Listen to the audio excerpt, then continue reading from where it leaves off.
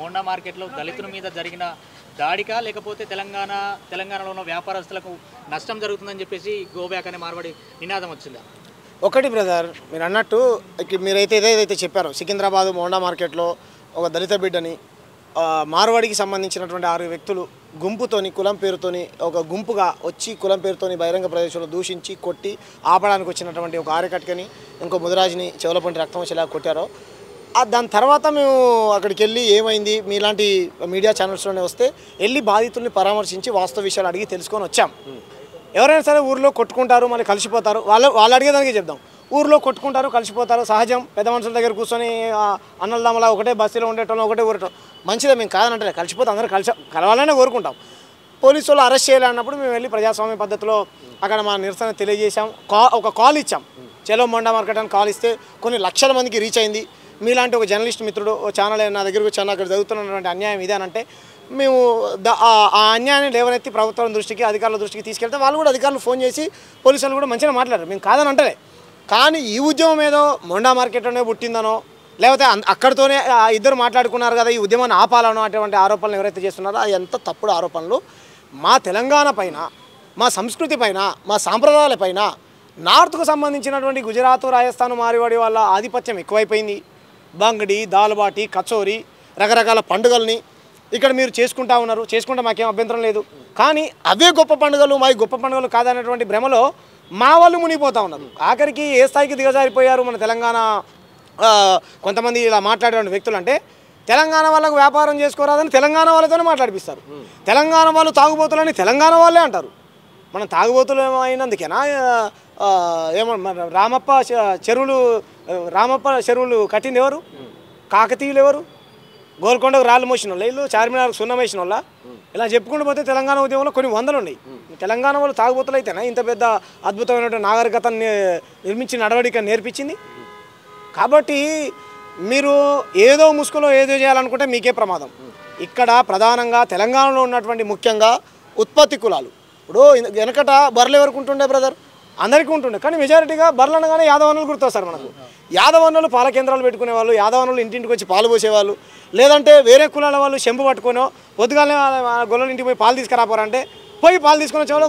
గ్రామంలో ఒక వాతావరణం ఉండేది. ఈరోజు మార్వాడి, రాజస్థాన్కు సంబంధించినటువంటి వ్యక్తులు వాళ్ళు పెట్టుకొని వాళ్ళ వృత్తిని కూడా ధ్వంసం చేశారు. స్వర్ణకాలు బంగారం పనులు ఒక ఒప్పందం చేశారు వాళ్ళు.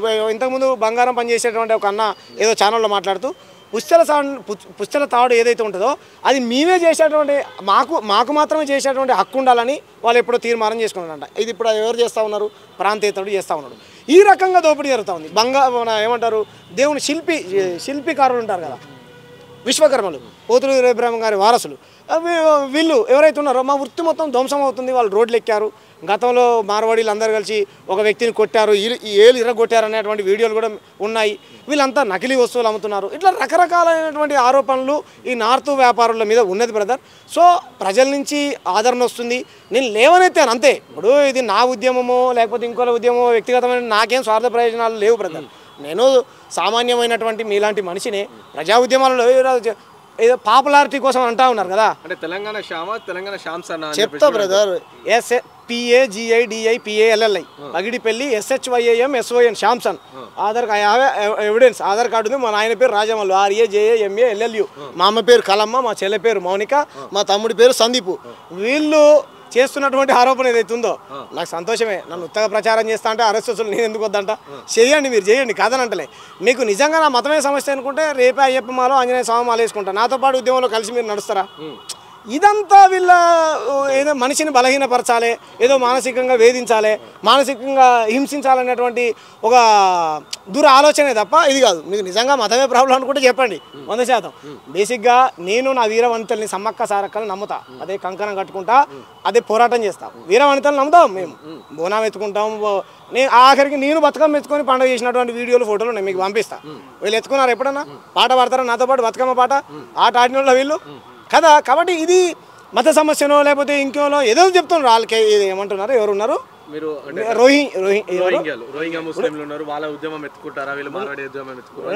నా పొలం, నాకు 6 ఎకరం పొలం ఉంది బ్రదర్. ఇలా కందులు వేసిన ఎమ్మడే మినువులే అంటే కందులు చేతికి రావాలి కదా, కందులు పంట పండాలి కదా. నేను ఒక ఉద్యమం చేస్తున్నా.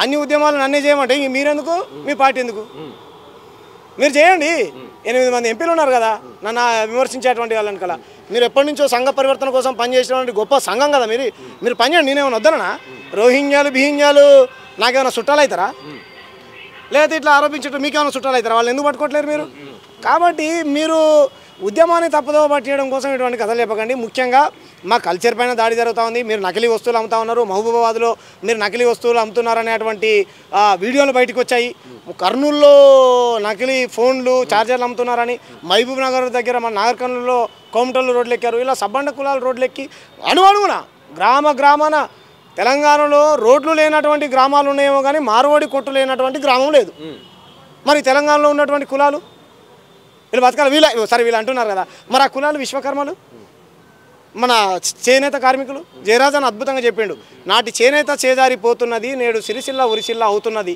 బతుకమ్మను బతకలేనమ్మను తెలంగాణమ్మను బువ్వ లేనమ్మను కద్దరేసుకున్న నేతల్ని చూస్తుంటే కడుపులో దేవినట్టు అవుతున్నది పాలు దాగి రొమ్ము గుద్దేటి కొడుకుల్ని పాతరేయాలనిపిస్తుంది అన్నాడు మా శ్రీకాంతాచారి అగ్నికి కాలిపోయింది ఈ రాష్ట్రాన్ని తీసుకొని పోయి గుజరాతీ మార్వాడి రాజస్థాన్ పెట్టుబడిదారుల చేతిలో పెట్టడానికి కాదు మా బెల్లి లలితక్క ముక్కలైంది ఒకప్పుడు బాపనల కోసం పోరాటం చేసిరు ఒకప్పుడు దీనికి సంబంధించి కోమటల కోసం పోరాటం చేసిరు ఇప్పుడు ఈ ఉద్యమం మొత్తం దీనికి సంబంధించి వీళ్ళందరూ పేడ్ ఆర్టిస్టులు వీళ్ళందరూ పోయి మార్వాళ్ళ దగ్గర డబ్బులు అడుక్కుంటారు ఈ బ్యాచ్ అంతా అని చెప్పేసి కూడా ఒక్క ఆధారం తీసుకొచ్చినా సరే బ్రదర్ ఒక్క ఆధారం తీసుకున్నా సరే నేను ఈ ఉద్యమాన్ని ఏదైతే వెనక్కి తీసుకుంటాను బ్రదర్ ఒక్క ఆధారం తమ్ముడు ఉన్నాడు 100 రూపాయలు కావాలంటే నాకు ఇస్తాడు ఎందుకు నా నిజాయితీ తెలుసు కాబట్టి ఒక్క మార్వాడి ఇట్లా చెప్పేటోళ్ళు ఎవరైతే ఉన్నారో నాకు తెలిసి మమ్మల్ని టార్గెట్ చేసి వాళ్ళ దగ్గర వసూలు చేసుకున్నాడు తప్ప నా నిబద్ధతకు నా నిజాయితీకి నేను చెప్తున్నాను కదా చాలా జెన్యూన్ వ్యక్తుల మేము పనిచేసేవాళ్ళం వాళ్ళకి తెలియదు కావచ్చు ప్రజాసంస్థ నేను చెప్తున్నా కదా ఈ రాష్ట్రంలో 128 కుల దురహంకారాలు జరిగినాయి బ్రదర్ వీళ్ళైతే పెద్ద పార్టీ కదా మాల బంటి అనో పిల్లగాడు చచ్చిపోయాడు ఓకేనా నిన్న కాక మొన్న జగిత్యాల జిల్లా వెలవటూరు మండలం కిషన్రావుపేటలో సల్లూరు మల్లేష్ అనే పిల్లగాడు చచ్చిపోయాడు తోడబుట్టిన వాళ్ళు మొత్తం 5 మల్లేష్ చిన్న అబ్బాయి ఏనండి బ్రదర్ 4 ఆడపిల్లలు ఒక్కడే తమ్ముడు అత్యంత కిరాతకంగా పట్టపాటీలు నరికి చంపేశారు ఎందుకు ఖండించలే వీళ్ళు నాగం అనేటువంటి ఒక యాదవ బిడ్డని కానిస్టేబుల్ శ్రీకాంత్ అనేటువంటి పిల్లగాడు చేసుకుంటే పట్టపాటీలు ఉద్యోగం అనుభవిస్తుంటే చంపేశారు ఎందుకు ఖండించలే వీళ్ళు వాళ్ళని ఎందుకు పరామర్శించలే దేశభక్తి గురించి మాట్లాడేటువంటి వ్యక్తులు తెలంగాణ శ్యామ్ అనేటోడు వీర జవాన్ సచిన్ జాదవ్ అని చెప్పేసి మన మురళీనాయక్ చనిపోయినప్పుడే మన ఆపరేషన్ సింధూరు అప్పుడు సచిన్ చనిపోయాడు నా దగ్గర వీడియోస్ ఉన్నాయి ఫోటోలో నేను పంపిస్తా పొద్దునట్టే 4 గంటలకు లేచి ఇదే వెహికల్ తీసుకొని మా మిత్రుడు వెంకటేష్ అని ఉంటాడు సచిన్ని మా దళిత బిడ్డ అయినందుకు ఎవరు పట్టించుకోవట్లేదని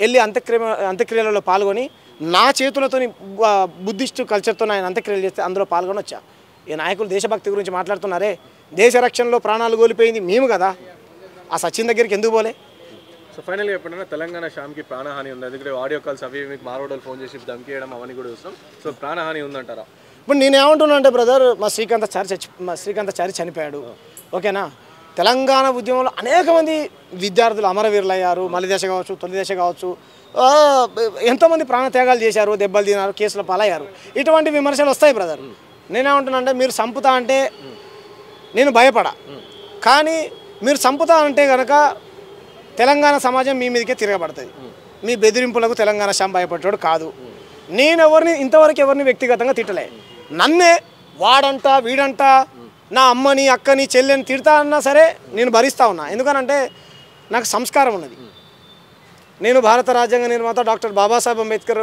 ఐడియాలజీ కోసం గౌతమ బుద్ధుడు మహాత్మా పూలే ఐడియాలజీ కోసం పనిచేస్తున్నటువంటి వ్యక్తిని కాబట్టి ఇటువంటి వ్యాఖ్యలు చేసే వాళ్ళు ఎవరైతే ఉన్నారో వాళ్ళని నేను పెద్దగా పట్టించుకోదలుచుకోలేదు నన్ను చంపుతా అంటా అన్నారు నేను హిందీ మాట్లాడాలంట లేకపోతే నన్ను చంపుతారంట హిందీని జాతీయ భాషగా ఒప్పుకోవాలంట నన్ను చంపుతారంట నేనేదో చెప్పారు ఆ ఉద్యమంలో పాల్గొనాలంట ఇంతకుముందే ఇక్కడ ప్రెస్ మీట్ మీరు ఏదైతే రోహింగ్యా ఉద్యమం గో బ్యాక్ అంటా ఉన్నారో 2000% నా సంపూర్ణ మద్దతు తెలియజేస్తా ఉన్నా సంపూర్ణ మద్దతుని రోహింగ్యాలతో అందరికీ ప్రమాదే దయచేసి రాజకీయ నాయకులు, ఇక్కడ ఉన్నటువంటి ముఖ్యమంత్రి గారు, ముఖ్యంగా నరేంద్ర మోడీ మన ప్రధానమంత్రి గారు, కేంద్ర హోంమంత్రి గారు మీరు సీరియస్గా యాక్షన్ తీసుకొని వాళ్ళని ఎంత తొందరగా పట్టుకుంటే అంత మంచి పేరు మీ ప్రభుత్వానికి వస్తుందని ఈ రోహింగ్యాలు ఎవరైతే నన్ను అడుగుతాను. నేను మొన్న కూడా చెప్పిన, నేను హోంమంత్రినా, నా మద్దతు కావాలని తెలియజేస్తా. ఓ పని చేయండి, నేను ఒక లైన్ మీద పనిచేస్తున్నా బ్రదర్. నేను అడిగేటువంటి ప్రశ్నలు వాళ్ళ దగ్గర సమాధానాలు ఉన్నాయా? నేను చెప్పినటువంటి ఏదో నాగరాజు అనేటువంటి వ్యక్తిని చంపినప్పుడు ఎక్కడ పోయారు వీళ్ళని అడుగుతా ఉన్నారు. 100% ఒక మనిషి చంపినప్పుడు కరెక్ట్ కాదు, దాన్ని ఎవరైనా ఖండించాల్సిందే. నాగరాజు విషయంలో మా రాంప్రసాద్ బత్తుల రాంప్రసాద్ ఖండించలేదా? బత్తుల రాంప్రసాద్ కానీ నేను కానీ ఇంకా చాలామంది కానీ ఖండించలేదా? అన్ని దళిత సంఘాలు ఖండించినాయి కదా. మీరు కేవలం హిందూ ముస్లిం పంచాయతీ పెడతానికి కేసులు టేకప్ చేస్తామనంటే మేము ఆ కోణంలో మీకు విషయం తెలుసో తెలియదు బ్రదర్. చిలుకూరు బాలాజీ టెంపుల్ రంగరాజన్ గారి పైన రాఘవరెడ్డి అనేటువంటి ఆంధ్రాకు సంబంధించినటువంటి వ్యక్తి వచ్చి దాడి చేస్తే పోయి నిలబడి ప్రజాస్వామ్యంలో దాడులు కరెక్ట్ కాదని చేశాను బ్రదర్. ఐ హ్యావ్ ఎవిడెన్స్, నా దగ్గర ప్రూఫ్స్ ఉన్నాయి, వీడియోస్ ఉన్నాయి, తెలుసా? కాబట్టి నేను ఎవరికి వ్యక్తిగతంగా వాళ్ళ పట్ల మాకేం వ్యక్తిగతంగా ఎవరికి మాకు కోపం లేదు. మా కల్చర్ ధ్వంసం అవుతా ఉంది, మా వ్యాపారాలు ధ్వంసం అవుతా ఉన్నాయి, రకరకాల ఇప్పుడు పెద్ద చర్చ. కాబట్టి మీరు ఇక్కడ బతుకుతే బతకండి, మాకేం బాధ లేదు. కానీ స్థానికస్తులకు మీరు వ్యాపారాలు పెట్టుకున్నా, కంపెనీలు పెట్టుకున్నా, ఏది పెట్టుకున్నా మా ప్రాంతం వాళ్ళకు 80% ఉద్యోగ ఉపాధి అవకాశాలు కల్పించండి అనేది మా డిమాండ్.